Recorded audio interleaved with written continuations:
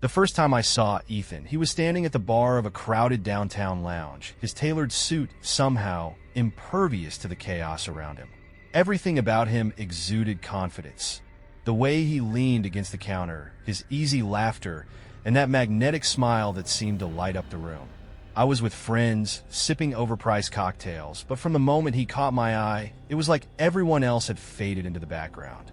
He approached me with a drink in hand, the epitome of charm. "I couldn't help but notice you from across the room," he said, his voice smooth and warm. "You don't belong here." I laughed, caught off guard. "And why's that?" "Because you're too stunning for this place. It's distracting." That was Ethan in a nutshell. Smooth, confident, and utterly disarming. By the end of the night, I was smitten. By the end of the month, we were inseparable. He sent flowers to my office, remembered the smallest details about me, and always made me feel like the most important person in the world. When we married a year later, everyone said I was the luckiest woman alive. My friends envied how attentive and devoted he was. My parents adored him, calling him the son-in-law they'd always hoped for. And I believed it too, at least at first. But perfection has a way of cracking when you look too closely. It started with small things, almost imperceptible at first. Ethan hated clutter and insisted on immaculate order in the house. "It's just how I function," he'd say with a boyish grin, tossing a pile of my books into a donation box without asking. I brushed it off as a quirk, a harmless preference for tidiness. But soon his preferences began to dictate everything. He didn't like my clothes, too baggy, too revealing, too old-fashioned.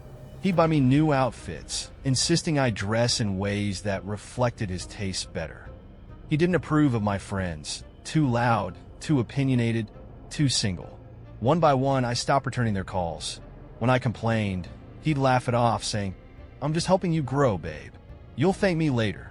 The laughter faded when I resisted.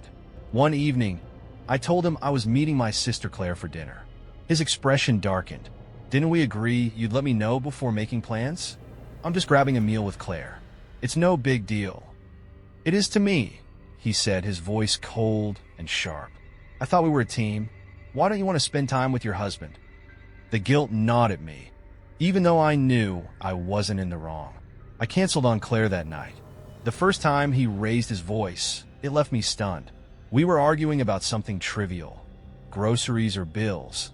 I can't even remember now, but his sudden explosion of anger took my breath away. "Do you ever think about anyone but yourself?" he shouted, slamming his hand on the counter. The sound echoed through the kitchen, and for a moment, I thought he might hit me. He didn't. Instead, he stormed out, leaving me alone in the oppressive silence. The next day, he apologized, bringing me a bouquet of roses and my favorite wine. "I'm so sorry," he said, pulling me into a tight embrace. I was out of line. "You mean everything to me."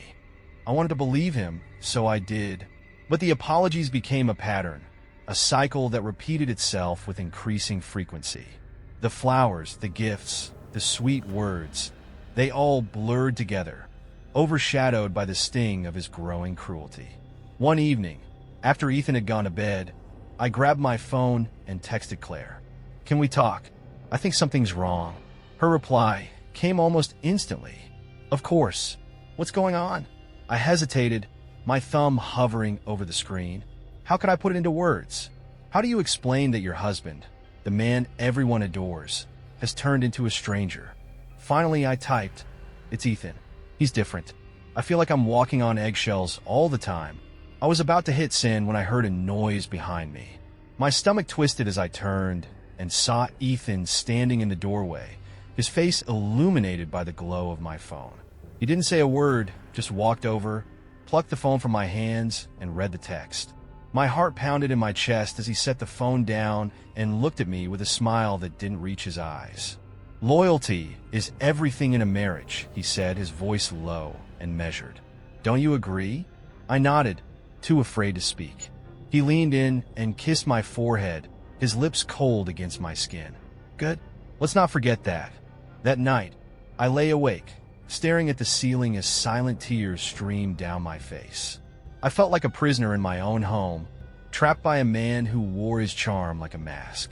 The thought of leaving him terrified me, but the idea of staying was worse. The breaking point came a week later. Ethan had a bad day at work, and I made the mistake of asking if he was okay. He snapped, his words venomous. "You're so useless sometimes. Do you even realize how much I do for you?" His words stung, but it was the look in his eyes that sealed my decision. There was no love there, only contempt. After he went to bed, I slipped into the study and began making a plan. I'd saved a small stash of cash in an old coffee can under the sink, just enough to get me to a friend's house out of town.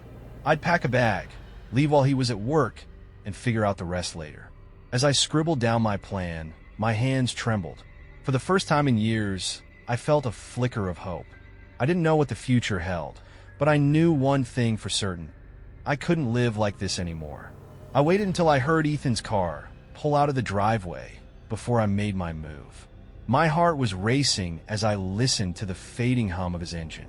It was 8:12 a.m., his usual time to leave for work.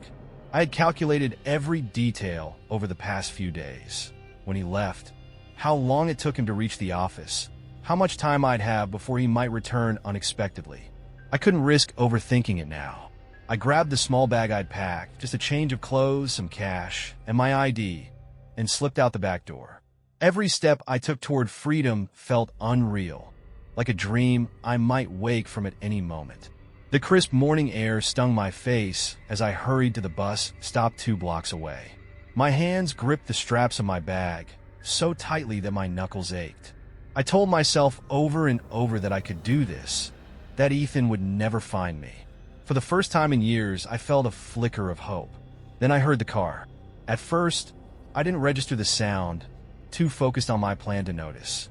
But when I glanced over my shoulder, I saw Ethan's black SUV barreling toward me. My blood turned to ice as it screeched to a halt just feet away. The door flew open, and there he was, his face a mask of fury. "Going somewhere?" he asked, his voice eerily calm.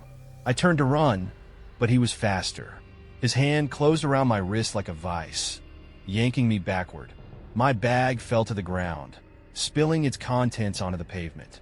I screamed, hoping someone would hear, but the street was empty. Ethan's grip tightened as he dragged me toward the car. "Get in," he snarled, shoving me into the passenger seat. I fought him, kicking and thrashing, but it was no use. He slammed the door shut, and the locks clicked into place. The ride home was silent, except for the sound of my ragged breathing. Ethan didn't speak, his knuckles white as he gripped the steering wheel. When we pulled into the driveway, he turned to me, his face expressionless. "You've been very ungrateful," he said softly, almost as if he were disappointed rather than furious. That tone was more terrifying than any shout. The basement door creaked on its hinges as Ethan dragged me down the stairs. I had never been down there before. He always kept it locked, claiming it was just storage space. But as the dim light from a single bulb flickered on, I realized how wrong I'd been. The room was cold and barren, the concrete floor stained with dark, rust-colored patches. In one corner, a length of chain was bolted to the ground, its metal links corroded and flecked with something I didn't want to identify.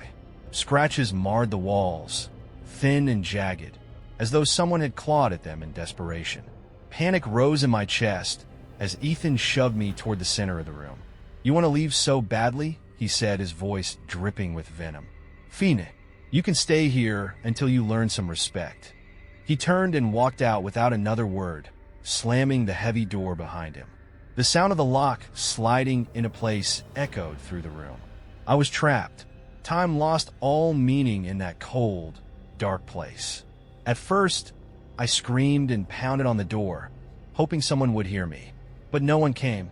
Eventually, I sank to the floor, my body trembling with exhaustion and fear. Ethan didn't completely abandon me. Every so often, he slid a tray of food through a small vent near the door, just enough to keep me alive. But he didn't do it out of kindness. Along with the food came the taunts. "You promised to love and honor me." His voice crackled through a hidden speaker. "What happened to for better or worse? Did you think that didn't apply to you?" Sometimes he played recordings of our wedding vows. The words warped and distorted as they echoed through the basement. "I'll never let you go," his voice whispered, sending chills down my spine. "We're meant to be together, forever. In the suffocating silence between his taunts, I explored the room, desperate for anything that might help me escape. That's when I found the pipe. It was loose, hanging from the ceiling where an old ventilation system had once been installed. I yanked it free, the metal cold and heavy in my hands. It wasn't much, but it was something. I started working on the chain bolted to the floor, using the pipe to loosen the rusted screws. It was slow, grueling work, but it gave me a sense of purpose. For the first time since Ethan had dragged me down here, I felt a spark of hope. I wasn't going to let him win. Each night, as I lay on the cold concrete floor, clutching the pipe like a lifeline, I thought about what I would do when I got out. I didn't have a detailed plan, but one thing was certain. I wasn't going to run. Not this time. Ethan had taken everything from me. My freedom, my friends, my sense of self. I wasn't just going to escape. I was going to fight back. With every scrape of the pipe against the bolts, I felt a small victory.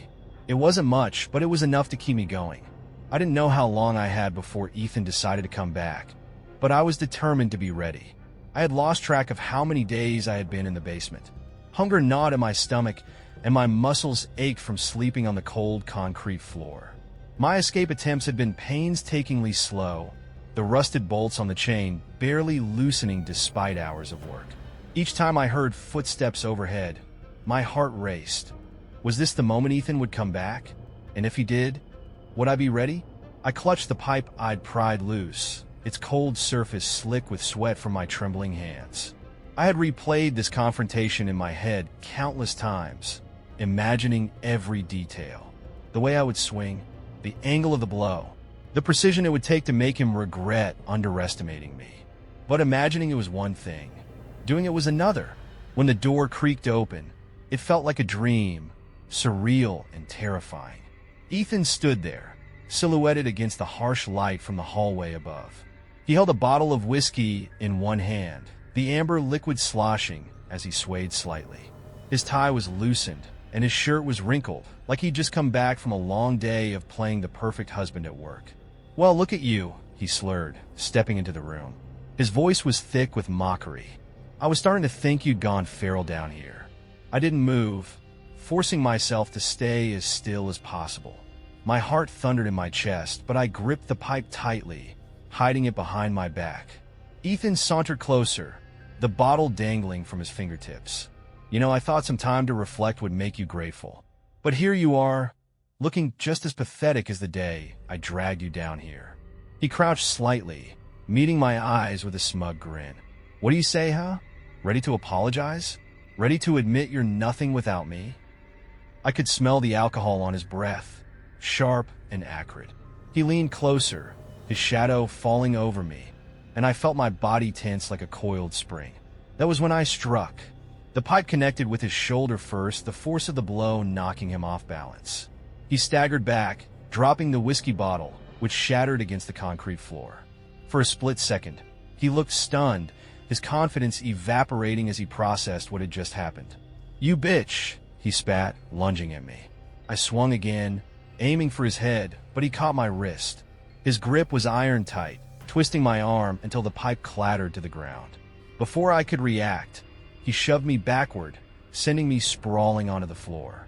My head smacked against the concrete, stars bursting behind my eyes. "You think you can fight me?" he snarled, towering over me. "After everything I've done for you?" He reached for something on his belt, a knife. The blade gleamed in the dim light, and a jolt of fear shot through me. He didn't just want to hurt me. He wanted to end this, to ensure I never defied him again. Adrenaline surged through me as he lunged. I rolled to the side, just as the knife plunged into the floor where I had been lying. Scrambling to my feet, I grabbed the nearest thing I could find, the jagged neck of the whiskey bottle. As Ethan turned toward me, I swung it with all my strength, catching him across the face. He screamed, clutching his cheek as blood streamed between his fingers. "Stop," he shouted, his voice a mix of fury and desperation. "You're going to regret this." I didn't stop. I couldn't. I kicked the knife out of his hand, sending it skidding across the floor. Then I lunged for it, my fingers closing around the handle, just as Ethan tackled me from behind. We hit the ground hard, his weight crushing the air from my lungs. His hands were around my throat now, squeezing, choking the life out of me. Black spots danced in my vision, but I refused to let go of the knife. With the last of my strength, I twisted my body and plunged the blade into his side. His grip loosened instantly. A guttural cry escaped his lips as he collapsed onto the floor, clutching his wound. Blood seeped through his shirt, pooling on the concrete. He tried to speak, but the words came out in broken gasps. I didn't wait to see if he would survive. I staggered to my feet, my legs shaking beneath me. The knife was still in my hand, sticky with his blood. I dropped it, my fingers trembling too much to hold on. The house was eerily quiet as I stumbled through the halls. My bare feet left bloody prints on the floor, but I didn't care. I had to get out. I had to escape before he found a way to stop me again. The front door loomed ahead like a beacon. My hand fumbled with the lock, my vision swimming. When I finally threw it open, the cool night air hit me like a slap to the face. I ran. The gravel driveway tore at my feet as I sprinted toward the nearest house. Lights glowed faintly in the distance, a promise of safety. By the time I reached the porch, my legs felt like they might give out. I banged on the door, my bloodied fists leaving smears on the white wood. "Help!" I gasped, my voice barely audible. "Please!" The door opened, revealing an older woman in a bathrobe. Her eyes widened in horror as she took in the sight of me. "Oh my God," she whispered. "What happened?" "Call the police," I said, my knees buckling. "He's going to kill me."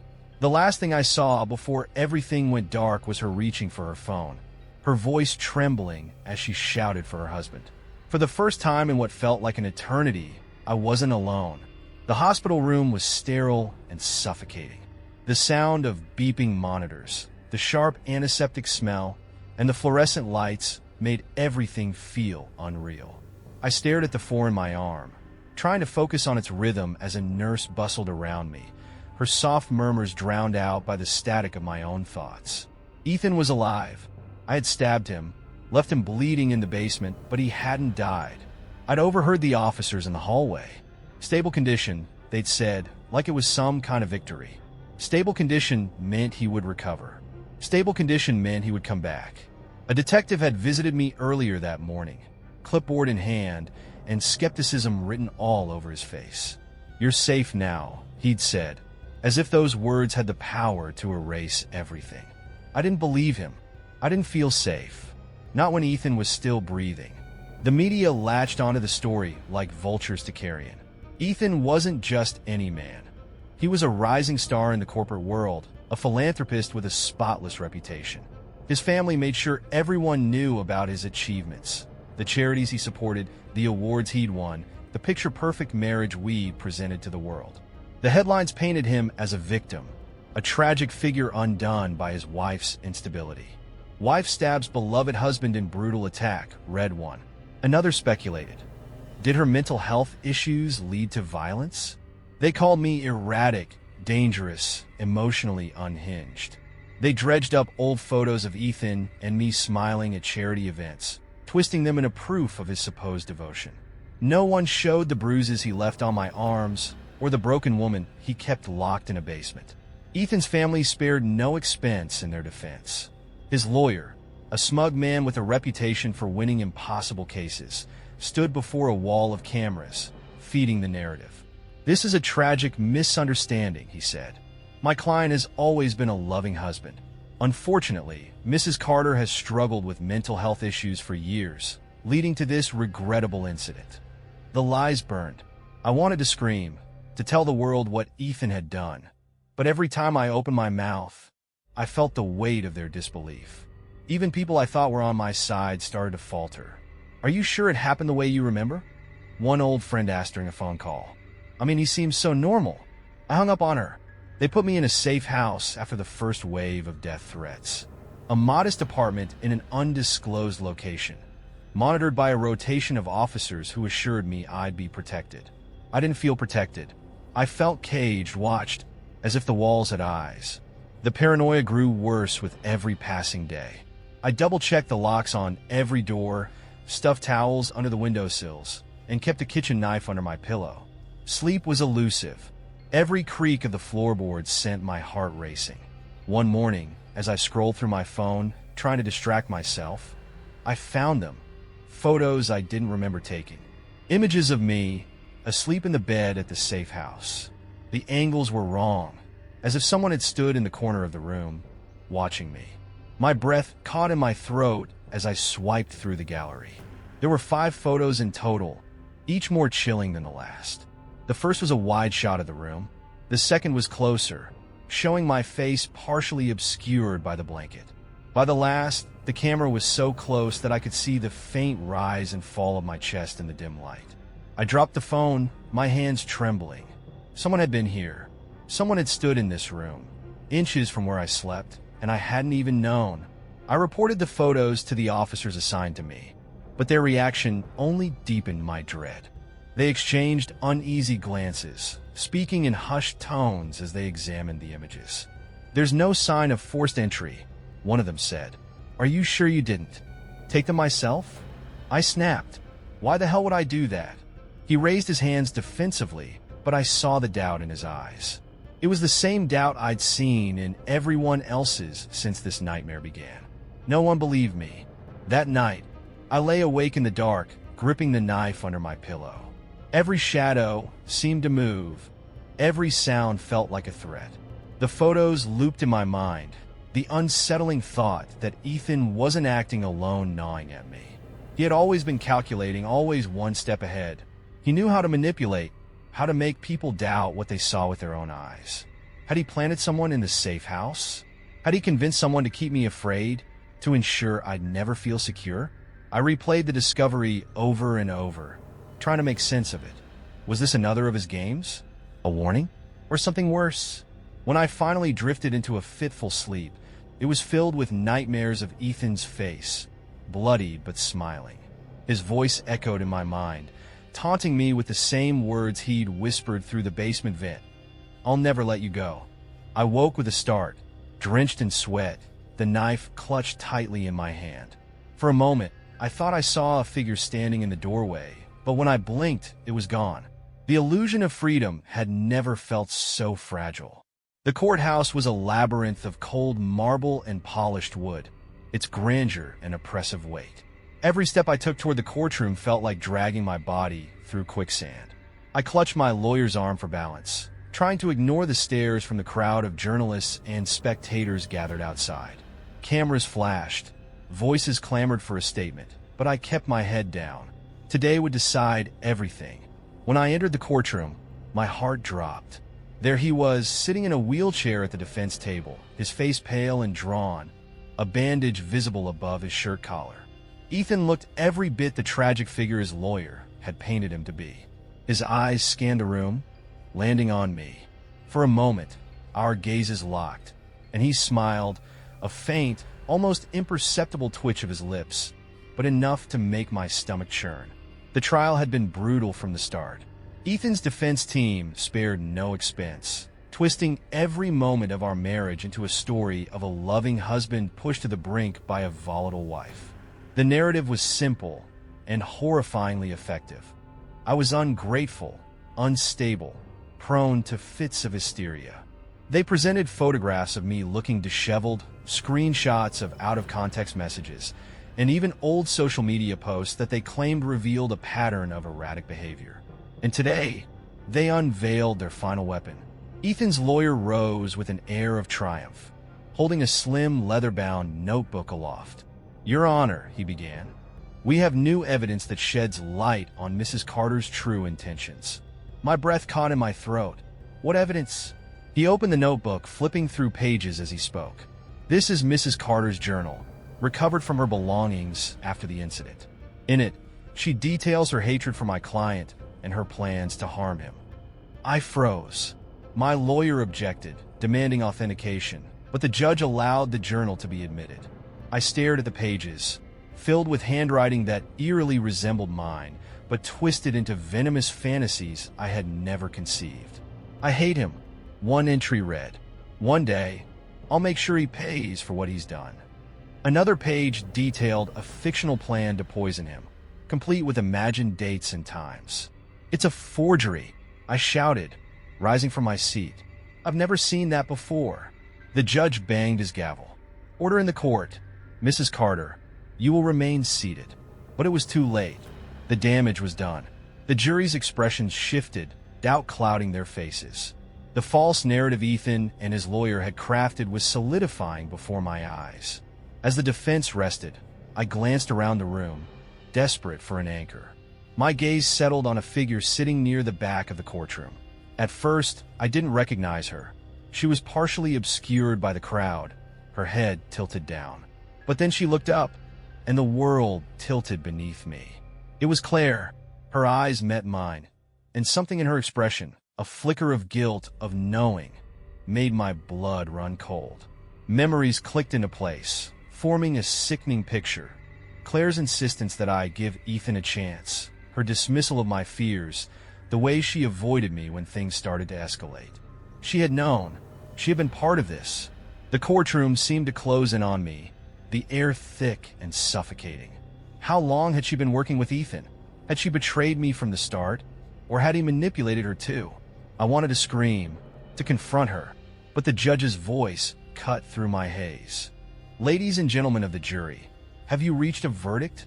The foreperson rose, holding a folded piece of paper. My heart pounded as the judge instructed the clerk to read the verdict aloud. "In the case of the people versus Ethan Carter, we find the defendant not guilty." The words hit me like a physical blow. A gasp rippled through the courtroom, followed by murmurs of approval from Ethan's supporters. My lawyer placed a hand on my shoulder, murmuring something I couldn't hear over the roar in my ears. I turned toward Ethan. He was watching me, his expression calm, almost serene. But then, as the crowd began to disperse, he leaned forward ever so slightly and smirked. It was a small, cruel gesture, invisible to everyone but me. A message: you'll never escape. Outside the courthouse, the sun was setting, painting the sky in muted shades of orange and gray. I walked past the reporters, the onlookers, the flashing cameras, and kept going, ignoring their shouts and questions. My legs carried me down the steps and onto the street, where the world felt too bright, too loud, too indifferent. Ethan had won. Not just a trial, but everything. My reputation was in ruins. My trust in the people I loved was shattered. Even my freedom felt hollow, tainted by the knowledge that he was still out there, untouchable. That night, I found myself wandering aimlessly, my thoughts a tangled mess of fear and despair. The shadows seemed to stretch longer, darker, as if they were reaching for me. I thought about the photos on my phone, about Claire's betrayal, about the way Ethan's smirk had burned into my memory. I didn't know where I was going, only that I couldn't go back. Not to the safe house, not to the people who had failed me, not to the life that had been stolen from me. For the first time in my life, I truly understood what it meant to be alone. As I walked into the night, my only companion was the cold wind and the sinking realization that I might never escape him. Whether he was watching from a distance or just haunting my thoughts, Ethan would always be there, a shadow I couldn't outrun. Freedom, I realized, was just an illusion. Thanks for watching. If you liked the story, click like, subscribe to the channel, and write an idea for the next story in the comments.